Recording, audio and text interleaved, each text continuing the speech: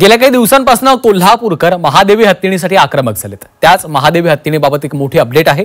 महादेवी हत्तीणीला कोल्हापुरात परत आणण्याबाबत हालचाली सुरू झाल्यात। महादेवी हत्तीणीचा नांदणीच्या मठात परतण्याचा मार्ग मोकळा झालाय, कारण महादेवीला नांदणीत पाठवण्यासाठी वनतारा सकारात्मक आहे। तर राज्य सरकारच्या याचिकेला वनताराचा पूर्ण पाठिंबा राहील असं वनतारानं स्पष्ट केलंय। तर वनतारा महादेवीसाठी नांदणीत पुनर्वसन केंद्र सुरू करणार आहे। वनताराच्या सीईओंनी कोल्हापुरातील नांदणी मठात भेट दिली। तर नांदणी मठ आणि वनतारा एकत्रित कोर्टामध्ये याचिका करणार असल्याचं यावेळी सीईओंनी सांगितलंय। तर नांदणी मठाशेजारी माधुरी हत्तीणीसाठी पुनर्वसन केंद्र उभारू असं देखील वनताराकडून सांगण्यात आलं।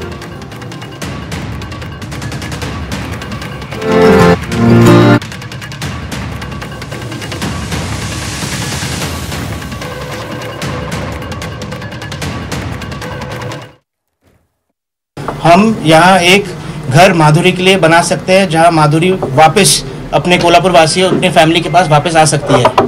मैं खाली ये कहना चाहता हूँ कि ना वनतारा ना अनंत अंबानी जी जो वनतारा के पीछे इतना उन्होंने अच्छा काम किया है, किसी का कभी भी यह उद्देश्य नहीं था कि हम किसी को भी ठेस पहुँचाए, कोई भी सेंटिमेंट को हर्ट करे। ये अननोइंगली हुआ है। कोर्ट के आदेश के हिसाब से हमने काम किया और उस आदेश के कारण लोगों ने हमको दोषी ठहराया। पर मैं खाली इतना कहना चाहता हूँ कि उनका उद्देश्य एक ही है कि जानवरों का भला हमेशा हो। हम करें मठ करें मिल के करें, हमने किसी को कभी भी दुख करने का उनका प्रयास नहीं था।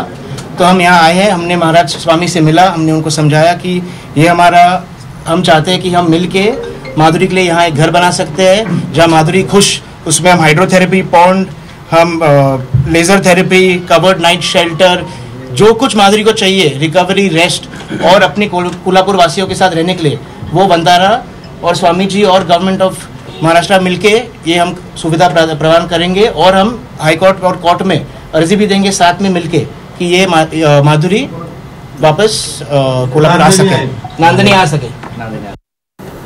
महाराष्ट्र सरकार व वनतारा यांच्या संयुक्ताने माननीय सुप्रीम कोर्टामध्ये रिव्ह्यू पिटिशन याचिका दाखल करण्याबाबत निर्णय झाला आहे।